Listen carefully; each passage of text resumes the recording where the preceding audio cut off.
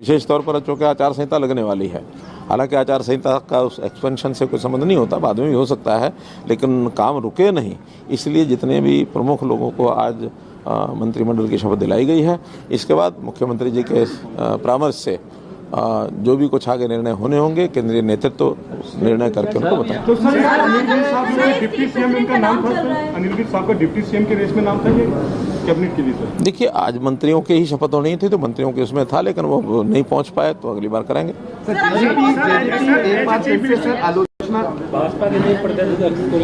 अब चूंकि ये प्रदेश अध्यक्ष और साथ में मुख्यमंत्री भी हो गए हैं, हमारे यहाँ एक व्यक्ति को एक ही पद मिलता है, तो मुझे लगता है निश्चित रूप से बहुत जल्दी नए प्रदेश अध्यक्ष को अनिल की नाराजगी की वजह क्या है सर? क्या इसका राज क्या है सबसे पहले, और दूसरा क्या किसका राज?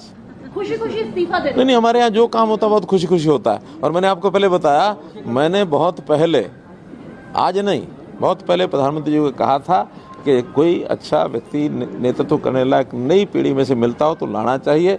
आखिर 8-9 वर्ष काम करते हुए जो किसी का बेस्ट होता है वो 8-9 वर्ष में यानी डिलीवर कर देता है। हम लोग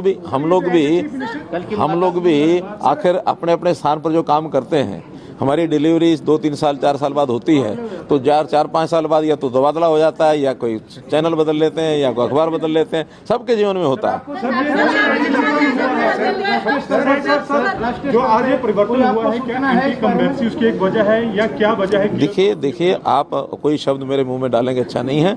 आज प्रदेश की जनता यानी इस हमारी काम को लेकर के इतनी संतुष्ट है, प्रसन्न है कि मैं आज दावे से कह सकता हूं कि हमारी 10 की 10 सीटें लोकसभा में आएंगी और आगे विधानसभा में भी हमारी पूरी फुल मेजोरिटी, जो हमारी कमी भी रह गई थी पिछली बार, कमी नहीं रहेगी, फिर से आएगी।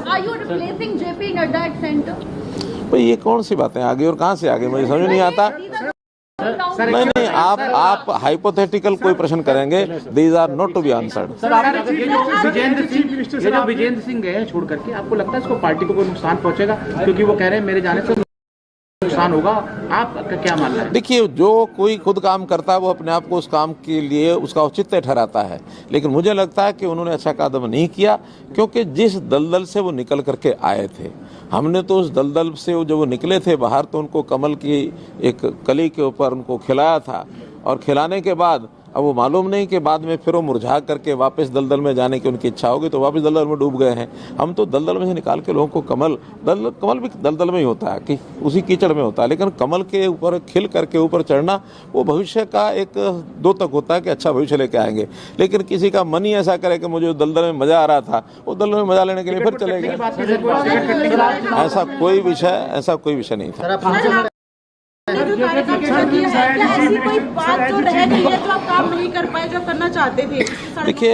देखिए, काम के बारे में हमारा जो टारगेट होता है वो अपने देश को एक सर्वश्रेष्ठ स्थान के ऊपर लेके जाना, प्रदेश को एक ऊंचाई पर लेके जाना, जनता की सेवा करना, और ये सारे काम ऐसे हैं, इसके लिए कोई लिमिट नहीं होती है। Sky is the limit.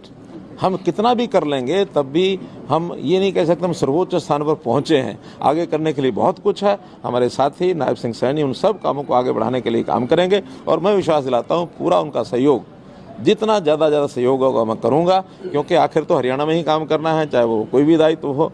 तो बड़े दायित्व के साथ भी हरियाणा के यानी जो काम हमारे चल रहे हैं उसमें पूरा सहयोग करना मेरा काम है। नए काम भी करने के लिए अवसर बहुत हैं आगे 2025 से, उन नए कामों को भी हम लोग मिलकर। देखिए, हमारे टच में तो 90 के 90 विधायक हैं, हमारे अपने भी हैं।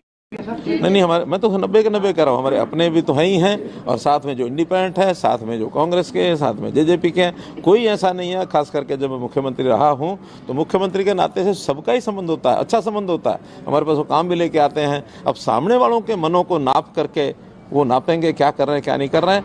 कुछ लोग उस नपाई में आए हैं, लेकिन एक रणनीति का विषय है, इस समय बताना उचित नहीं है, संभव नहीं है। धन्यवाद।